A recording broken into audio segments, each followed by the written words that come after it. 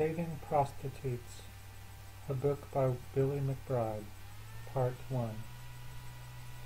The wounded need to be certain that an open channel with a possessor will benefit her, and not only her but others publicly, through that very individually, privately open channel, and her knowing that the channel is made, that it helps others open it even more, or in fact is an ultimate condition for her wounds to heal. Every heaven is a home. Everybody goes home in time. Yet going home, healing the wounds means perhaps something more communally active than just the relationship between individual possessor and individual wounded. For every home we wish everybody to return to, thus to their prior glory again, says Donna. Metonymy, plot it, says Valerie. Being a being at home, says Donna. Before going to warm milk, I was scared of what was happening at my apartment complex. I was scared of the destruction of the siding, of a Nazism, and what the loud noises could be, that the construction crew was my immortal enemy, that I was set back up, and I feared I was close to death, says Benebuva.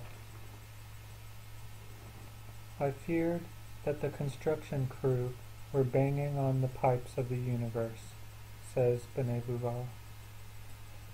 Upstairs, the tapping noises, back and forth, the prostitute next door secretly, the men during their construction going into that prostitute's arms, and I hearing what they were doing, how it was all planned, and I in my room downstairs, and the crew knowing I was there, says Benebuva.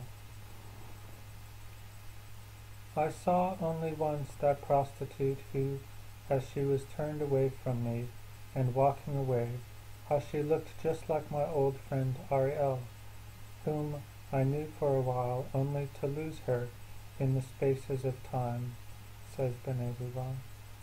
I loved Ariel so much. She and I became friends back when I lived in Houston, but I had to move away before the friendship could grow stronger, says Benebuva. The blank is what happens when the channel closes and the possessor and the wounded cannot talk as strongly, nor can the wounded be at home truly as strong as when the channel is open, says Valerie.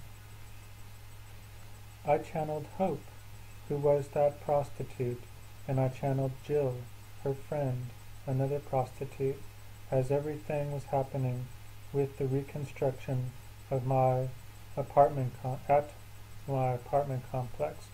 says Benebuva.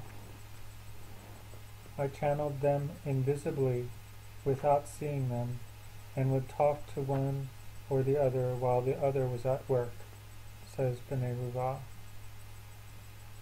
I fell in love, having no true friends but them during my horror at that time, says Benebuva. I knew that they did not want to go on selling their bodies, and I began to form plans with them of how I would save them in time, says Benebuva. The end of part 1.